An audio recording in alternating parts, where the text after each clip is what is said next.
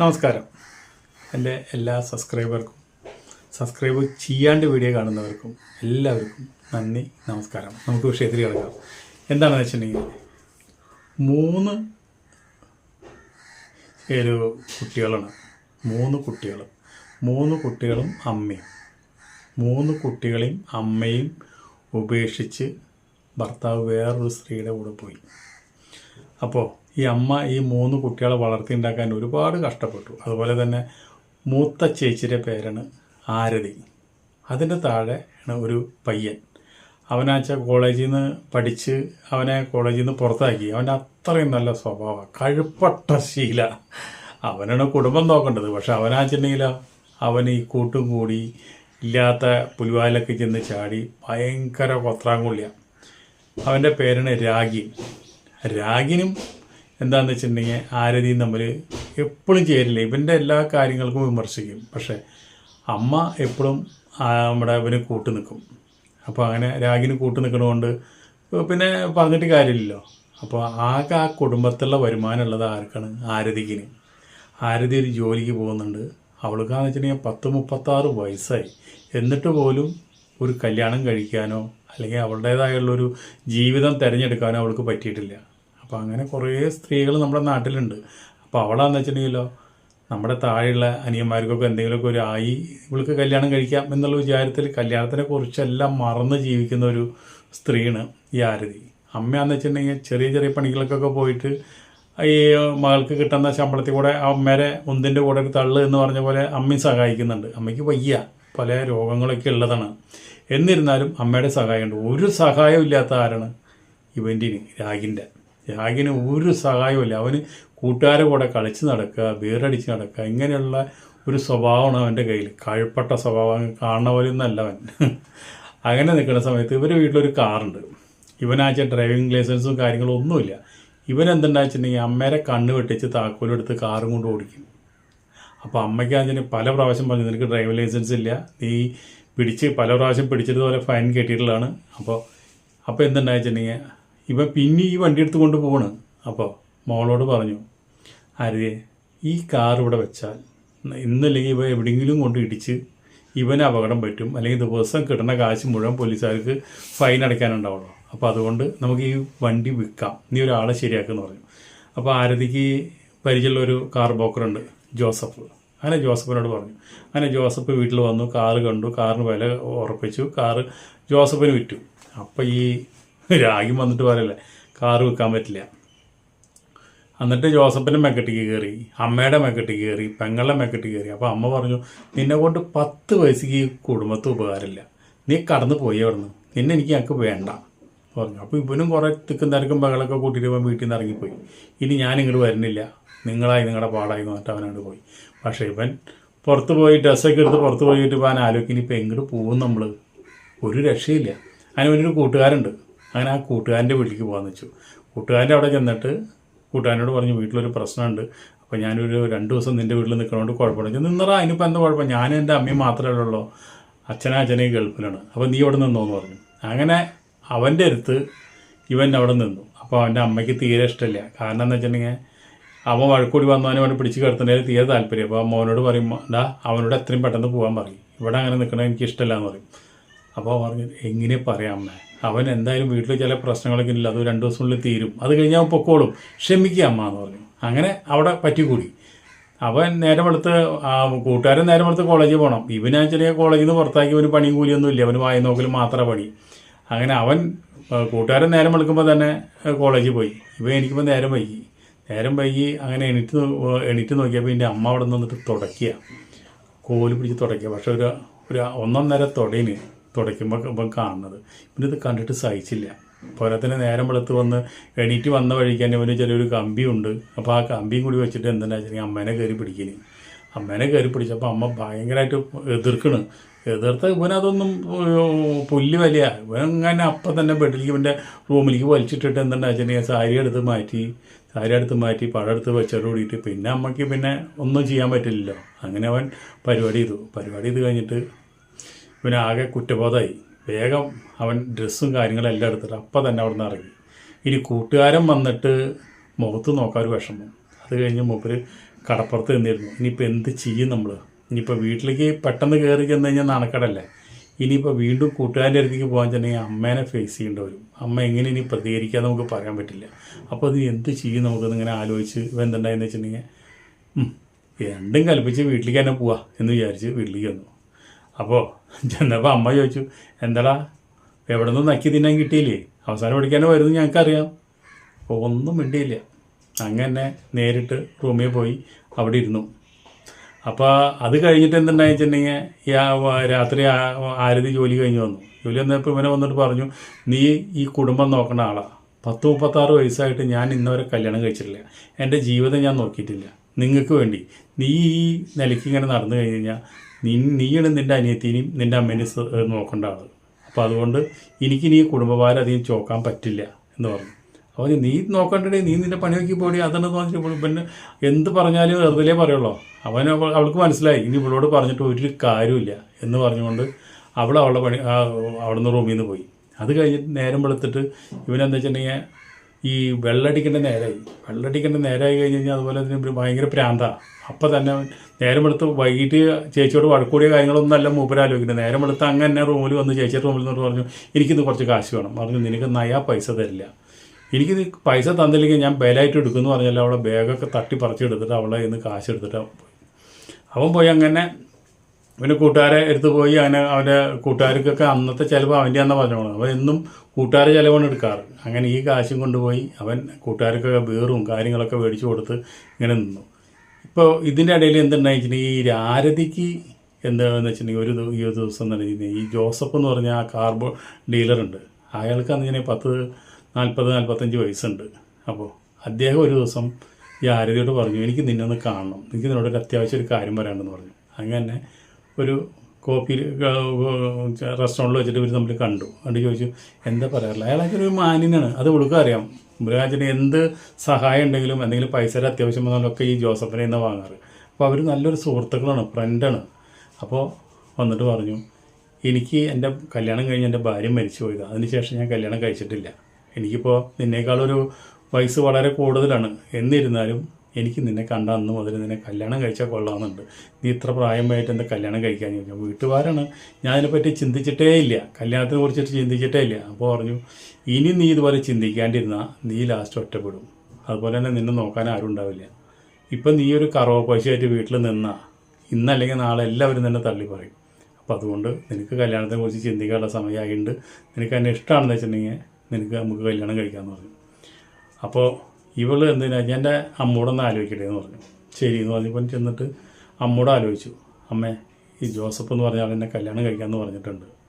അപ്പോൾ അമ്മയ്ക്ക് സമ്മതമാണെന്ന് വെച്ചു. പറഞ്ഞു, മോള് കല്യാണം കഴിക്കണ്ട, അയാൾക്ക് നിന്നേൽ അത്രയും വയസ്സ് കൂടുതലാണ്. നീ കല്യാണം കഴിച്ചാൽ നിങ്ങൾക്ക് കുട്ടികളുണ്ടാവില്ല. അതുപോലെ തന്നെ എനിക്ക് അയാളെ ഇഷ്ടമല്ല. അപ്പോൾ അത്രയും നാൾ അമ്മ അയാൾ നല്ല മനുഷ്യനാണ്, നമുക്ക് സഹായിക്കുമ്പോൾ നല്ല മനുഷ്യനാണ്, മറ്റുള്ള കാര്യങ്ങളൊക്കെ എന്നോട് പറഞ്ഞിട്ട് അത്രയും പുകഴ്ത്തി പറഞ്ഞല്ലോ. ഇപ്പോൾ അയാളെ എന്നെ കല്യാണം കഴിക്കാമെന്ന് ഇപ്പോൾ അയാൾ പൊട്ടാളായോ എന്ന് ചോദിച്ചു. അപ്പോൾ ഇവൾ പറഞ്ഞു, അമ്മയ്ക്ക് എന്നെ പറ്റി വല്ല ചിന്തയില്ല. ഞാൻ 36 വയസ്സ് പോലെ നിങ്ങൾക്കൊരു കറവ പശു വരെ നിന്നു. ഇനി എനിക്കിനി നിൽക്കാൻ പറ്റില്ല. എനിക്കിനി ഒരു കുടുംബം വേണം. എനിക്ക് എൻ്റെ ഊരേമ ഒരു കുരു വന്നു കഴിഞ്ഞാൽ എന്തെങ്കിലും മരുന്ന് പറ്റാനായിട്ട് എനിക്കൊരു ഭർത്താവ് വേണം. അപ്പോൾ അതുകൊണ്ട് ഇനി ഉള്ള ഉത്തരവാദിത്തങ്ങളൊക്കെ അമ്മയും അമ്മയുടെ മോനായിട്ട് ഏറ്റെടുക്കുക. ഞാൻ എന്തായാലും കല്യാണത്തിന് വാക്ക് കൊടുക്കാൻ പോകാമെന്ന് പറഞ്ഞു. അപ്പോൾ അമ്മ ഭയങ്കരമായിട്ട് എതിർത്തു. നീ കല്യാണം കഴിക്കാൻ പാടില്ല. അമ്മയുടെ മനസ്സിലെന്താണ്, ഇപ്പോൾ കല്യാണം കഴിച്ച് കഴിഞ്ഞാൽ വീട്ടിലേക്ക് വരുന്ന സമ്പാദ്യം നിൽക്കും. അപ്പോൾ അവർ പെരുവഴിയിലാവും. അപ്പോൾ അതാണ് ഇവർക്കുള്ള അമ്മയ്ക്കുള്ള ഗൗരവം. മോള് കല്യാണം കഴിക്കാനേ പാടില്ല എന്ന് ആഗ്രഹിക്കുന്ന ഒരു അമ്മയാണ്.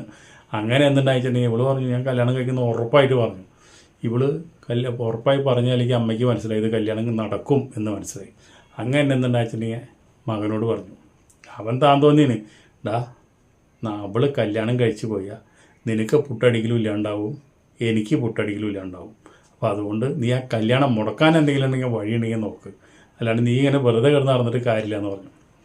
അങ്ങനെ നിൽക്കുന്ന സമയത്താണ് അവൻ്റെ കൂട്ടുകാരൻ്റെ ബർത്ത്ഡേന്, അന്ന് അവൻ പരിപാടി ചെയ്ത് പോകുന്നല്ലോ, ആ കൂട്ടുകാരൻ്റെ ബർത്ത്ഡേന്. അതിന് ശേഷം അവൻ ഒരു പ്രാവശ്യം കൂടി ചെന്നപ്പോൾ അവിടെ കൂട്ടുകാരുള്ളപ്പം പരിപാടിക്ക് വേണ്ടി ചെന്നപ്പോൾ കൂട്ടുകാരുണ്ടായിരുന്നു.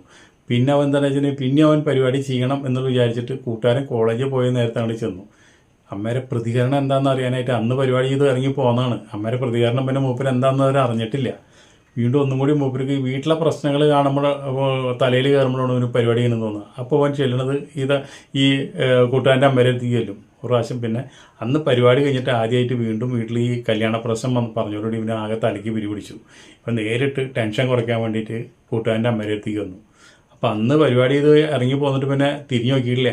ചെന്ന വഴിക്ക് അമ്മ ചീത്ത പറയുന്ന വിചാരിച്ചേ. അപ്പോൾ അമ്മ എന്താണെന്നുവെച്ചിട്ടുണ്ടെങ്കിൽ ഇവനെ കണ്ടപ്പോൾ എന്താ നീ കുറേ നാളായാലും ഇങ്ങോട്ട് വന്നിട്ട്, ഇല്ല എനിക്ക് അമ്മയുടെ മുഖത്ത് നോക്കാൻ ഒരു വിഷമം, അതുകൊണ്ടാണ് ഞാൻ വരാം. അതിന് തന്നെ വിഷമം വയ്ക്കുന്നത്, അതൊന്നും കുഴപ്പമില്ല, നീ ഇവിടെ വാ എന്ന് പറഞ്ഞു. അത് വീണെന്ന് വെച്ചപ്പോൾ പിന്നെ അമ്മയ്ക്ക് ഒരു എതിർപ്പുമില്ല, ഒരു എതിർപ്പുമില്ലാണ്ട് ഇവന് പരിപാടിക്ക് കൊടുത്തു. ഇവ ആകെ അതിശയിച്ചു. അമ്മ വിചാരിച്ചെന്താ, ഭർത്താവ് അഞ്ച ഗൾഫിൽ, എൻ്റെ ഇപ്പോൾ ഇങ്ങനെ കിട്ടുന്ന ഒരു സന്തോഷം തന്നെ ഞാൻ ഇല്ലാണ്ടാക്കണത് അവനാച്ചിട്ടുണ്ടെങ്കിൽ ചെറുപ്പക്കാരൻ. അപ്പോൾ അമ്മയ്ക്ക് അത് അനുകൂല ഘടകമായിട്ട് കണ്ടത്. അങ്ങനെ ആ കൂട്ടുകാരൻ്റെ മകൻ്റെ കൂട്ടുകാരനെ കൊണ്ട് വീണ്ടും രണ്ടാമത്തെ പ്രാവശ്യം അമ്മ പരിപാടി ചെയ്യിച്ചു. അപ്പോൾ എന്ത് ചെയ്ത് അത് കഴിഞ്ഞ് പോന്നു. അത് കഴിഞ്ഞിട്ട് ഈ കല്യാണം ഉറപ്പിക്കുമ്പോൾ ഈ കല്യാണം മുടക്കാനായിട്ട് അമ്മ പറഞ്ഞു. അപ്പോൾ അതിന് മുടക്കാനായിട്ട് ഈ ജോസഫിനെ പോയിട്ട് അവൻ ഭീഷണിപ്പെടുത്തി. എൻ്റെ ചേച്ചിൻ്റെ കല്യാണം കഴിച്ച് കഴിഞ്ഞാൽ നിങ്ങളെ കൊല്ലും തിന്നും. അപ്പോൾ പറഞ്ഞു, നീ പോടയേക്കാ, നിൻ്റെ ചേച്ചിനെ കല്യാണം ഞാൻ കഴിക്കാമെന്ന് വിചാരിച്ചിട്ടുണ്ടെങ്കിൽ കല്യാണം കഴിക്കും, നീയൊക്കെ അധ്വാനിച്ച് ജീവിക്കാൻ പഠിക്കും, നീയൊക്കെ തല്ലിവിടാൻ മാത്രം നടന്നിട്ട് കാര്യമില്ല. അയാൾ നല്ല അസലായിട്ട് പറഞ്ഞു കൊടുത്തു. അപ്പോൾ മനസ്സിലായി അയാൾ അച്ഛനെ നല്ല കൈകരുത്തുള്ള ആളാണ്, ചിലപ്പോൾ രണ്ടര കിട്ടുമെന്ന് മനസ്സിലായി. അത് കണ്ടിട്ട് ആരൊക്കെ പിരി പൊട്ടിയിട്ട് മൂപ്പരിങ്ങനെ റോട്ടിൽ കൂടെ ഓരോന്നും ചീത്ത, ആരെങ്കിലുമൊക്കെ ചീത്ത ഇങ്ങനെ പറഞ്ഞിങ്ങനെ നടക്കുക വെറുതെ. അപ്പോൾ ഇവ ഒരു കാറിലുണ്ട്, ഒരു ഷോപ്പിംഗ് കോംപ്ലക്സിൽ നിന്നുണ്ട് ഇവൻ്റെ അച്ഛൻ. ഇവനെ ഉപേക്ഷിച്ച് പോയവൻ്റെ അച്ഛനും പുതിയ പെണ്ണും കൂടിയിട്ട് ഷോപ്പിംഗ് കോംപ്ലക്സിൽ നിന്ന് ഇറങ്ങി വന്നിട്ട് കാറിൽ കയറി. അപ്പോൾ ഇവൻ അച്ഛനെ കണ്ടപ്പോൾ ആകെ ഒരു സമാധാനം, അച്ഛനോടൊന്ന് സംസാരിക്കുക എന്നുള്ളൊരു ആഗ്രഹം. ഓടി ചെല്ലുമ്പോഴേക്കും അച്ഛനമ്മയും ആ പെണ്ണും കൂടി കാറിൽ കയറി. കാറങ്ങനെ പോയി. അപ്പോൾ ഇവന് അച്ഛനോട് എന്തെങ്കിലും സംസാരിക്കാം. അച്ഛൻ കണ്ടുവനെ, പക്ഷേ അച്ഛൻ കാണാത്ത പോലെ വണ്ടിയിൽ കയറി പോയി. ഇവൻ പിന്നാലെ കാറിൻ്റെ പിന്നാലെ കുറച്ച് ഓടി, പക്ഷേ വണ്ടി നിർത്തിയില്ല.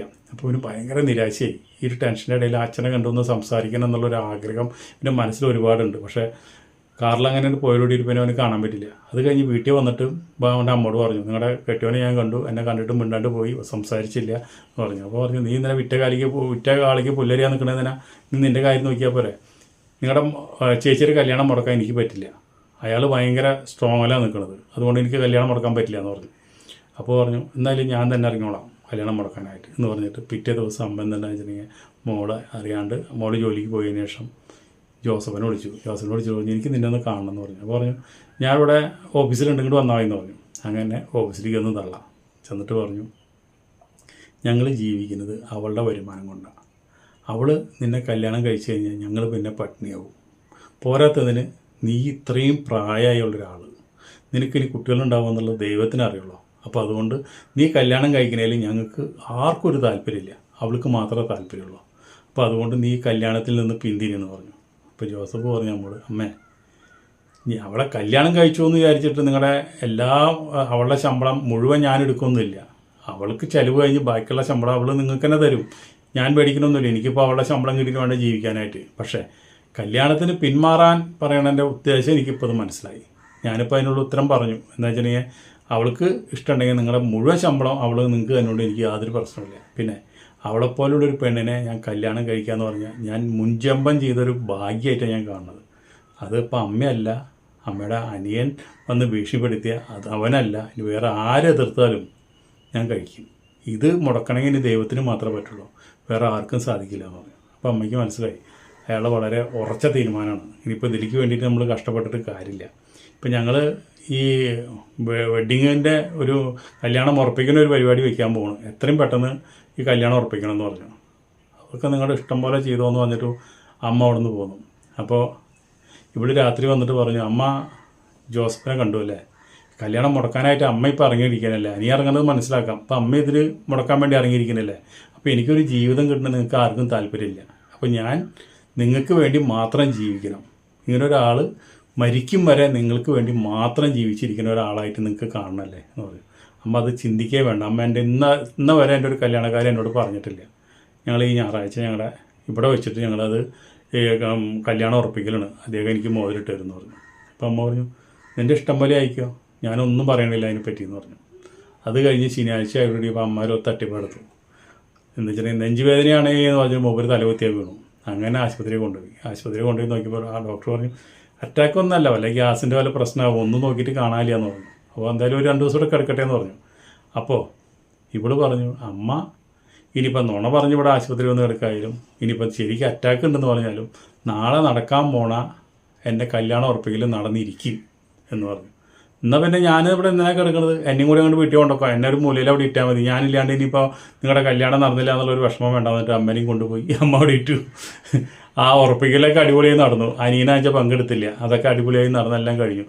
അനിയനെ എന്താണെന്ന് വെച്ചാൽ പിന്നെ അത് കഴിഞ്ഞ ഒരു ദിവസം നമ്മുടെ കൂട്ടുകാരൻ്റെ ബർത്ത്ഡേ ആണ്. അപ്പോൾ ആ ബർത്ത്ഡേക്ക് ഇവൻ ചെന്നു, ഇവന് വിളിച്ചിട്ടുണ്ടായിരുന്നു. 2 പ്രാവശ്യം അവൻ്റെ അമ്മേനെ പരിപാടി ചെയ്ത് കഴിഞ്ഞിട്ട് 3ാമത്തെ പ്രാവശ്യം ചെല്ലണതാണ്. അപ്പോൾ ഇപ്പം അമ്മേനൊന്നും ശ്രദ്ധിക്കുന്നില്ല. അപ്പോൾ എല്ലാ കാര്യങ്ങളൊക്കെ ചെയ്യുക, അവരെ പണികൾ ചെയ്യുന്നു, ഗസ്റ്റുകൾ വരുമ്പോൾ അവർക്കുള്ള ഭക്ഷണങ്ങൾ കൊടുക്കാനുള്ള കാര്യങ്ങൾ ചെയ്യുന്നു, കേക്ക് മുറിക്കാനുള്ള കാര്യങ്ങൾ ചെയ്യുന്നു. അപ്പോൾ അമ്മ അവനോട് വിളിച്ചിട്ട് പറഞ്ഞു, എന്താ നീ ഇപ്പം ഇങ്ങോട്ട് വരാത്തേ? അവർ ഒന്നുമില്ല ഞാനിപ്പോൾ വേറെ കുറച്ച് തിരക്കായിട്ട് പോകണം, അതുകൊണ്ടാണ്. അല്ല അപ്പം എനിക്കൊക്കെ വയസ്സായല്ലോ അല്ലേ, വയസ്സായ ആൾക്കാരൊക്കെ 1-2 പ്രാവശ്യം ചെയ്യുമ്പോഴേക്കും നിങ്ങൾക്ക് മതിയായില്ലേ, അപ്പോൾ അതുകൊണ്ടാണ് നീ വരാത്തതെന്ന് എനിക്ക് മനസ്സിലായി. ഞാൻ നിന്നെ പ്രതീക്ഷിച്ചു, നീ വന്നില്ല. ഇപ്പം നീ എന്നിൽ നിന്ന് ഒഴിഞ്ഞു മാറാമെന്ന് എനിക്ക് മനസ്സിലായി. അപ്പോൾ വയസ്സായ കാരണം, എനിക്ക് ഇത്തിരി പ്രായം കൂടുതലുള്ള കാരണം നിനക്ക് അങ്ങനെ പരിപാടി ചെയ്യാൻ എന്നോട് താല്പര്യമില്ല. 2 പ്രാവശ്യം ചെയ്തോടുകൂടിയിട്ട് അതിൻ്റെ പുതുമ നഷ്ടപ്പെട്ടു. അപ്പോൾ അതുകൊണ്ടല്ലേ നീ വരാത്തതെന്ന് ചോദിച്ചു. അതൊന്നല്ല അമ്മേ, എന്താണെന്ന് വെച്ചിട്ടുണ്ടെങ്കിൽ അന്ന് അങ്ങനെ സംഭവിച്ചു. പോരത്തിന് അമ്മയുടെ മകൻ്റെ കൂട്ടുകാരനല്ലേ, അതൊക്കെ ഞാൻ പിന്നെ ആലോചിക്കുന്നത്. അപ്പോൾ നീ നന്നാവാൻ തീരുമാനിച്ചിട്ടല്ല. ശരി, നീ അങ്ങനെയാണെന്ന് വെച്ചിട്ടുണ്ടെങ്കിൽ അങ്ങനെ നടന്നോ എന്ന് പറഞ്ഞു. നിനക്ക് എപ്പോൾ വേണമെങ്കിലും അവിടെ വരാം, എൻ്റെ വാതിൽ തുറന്നിട്ടുണ്ടാവും എന്ന് പറഞ്ഞു. അങ്ങനെ ആ പരിപാടിയൊക്കെ ഭംഗിയായിട്ട് നടന്നു. അത് കഴിഞ്ഞിട്ട് പിന്നെ എന്താണെന്ന് വെച്ചിട്ടുണ്ടെങ്കിൽ ഈ കല്യാണം നടത്താനുള്ള കാര്യങ്ങളെല്ലാം മുന്നോട്ട് പോയിക്കൊണ്ടിരിക്കുമ്പോൾ ഇവൻ വീണ്ടും ചേച്ചിയായിട്ട് വഴക്കുണ്ടായി. ഗംഭീര വഴക്കായി. കാരണം വെച്ചിട്ടുണ്ടെങ്കിൽ കല്യാണം നടത്തില്ല, ഇവള് കുറച്ച് സ്വർണ്ണം മേടിച്ചു, അതൊക്കെ അവൻ പിടിച്ച് വലിച്ചു, അതൊക്കെ പിടിച്ച് മേടിച്ചു. അങ്ങനെ വീട്ടിൽ നിന്ന് പുറത്ത് പോയി. അപ്പോൾ അവനെ ഇവളും പുറം പിടിച്ച് അടിച്ചു. അങ്ങനെ വലിയ വഴക്ക് നടന്നുകൊണ്ടിട്ട് ഇവൻ കുറച്ച് സ്വർണ്ണം എടുത്ത് വെച്ചിട്ടുണ്ടാകുന്നുള്ളൂ, അതും കൊണ്ട് ഇവള് പുറത്ത് പോയി. അപ്പോൾ ഇവന് പുറത്തിറങ്ങിയപ്പോൾ ആകെ തലയ്ക്ക് തിരി പിടിച്ചപ്പോൾ വിചാരിച്ചു ഇന്ന് എന്തായാലും കൂട്ടുകാരൻ്റെ അമ്മേനെ പോയിട്ട് പരിപാടി ചെയ്യണം, അതിന് വേണ്ടിയിട്ട് ഇവൻ പോകണം. ചെന്ന് കൂട്ടുകാരൻ്റെ വീട്ടിൽ കൂട്ടുകാരില്ല അപ്പോൾ ചെന്ന് വാലുമ തട്ടോട് കൂടിയിട്ട് വാതിൽ തുറന്നപ്പോൾ എൻ്റെ അമ്മേരെ അടുത്ത് വേറൊരാൾ. അപ്പം നോക്കിയപ്പോൾ എൻ്റെ കൂട്ടുകാരൻ്റെ അച്ഛനാണ്. അപ്പോൾ ഭർത്താവ് ഗൾഫിൽ നിന്ന് വന്നു. അപ്പോൾ ഞാൻ നമ്മുടെ കൂട്ടുകാരനെ അന്വേഷിച്ച് വന്നാന്ന് പറഞ്ഞു. ഇവനാകെ അവിടെയും ചെയ്യാൻ പറ്റണ്ടായി. കൂട്ടുകാരൻ്റെ അച്ഛൻ വന്നു. അപ്പോൾ അമ്മയ്ക്ക് പരിപാടിക്ക് ആളായി. പിന്നെ അവനാവശ്യമില്ല, അവൻ അവിടെ നിന്നും പോന്നു. ലാസ്റ്റ് ഇവിടെ പെങ്ങളുടെ കല്യാണം വെച്ചിട്ടുണ്ടെങ്കിൽ സ്വർണം പോയിട്ടും എന്തൊക്കെ ഉണ്ടെങ്കിലും പെങ്ങളുടെ കല്യാണം ആർഭാടായിട്ട് തന്നെ നടന്നു. അയാളെന്ന് വെച്ചിട്ടുണ്ടെങ്കിൽ നല്ലൊരു മനുഷ്യനാണ്. അമ്മേനെയും ഇവളെയും കൊണ്ട് അവിടേക്ക് പോയി.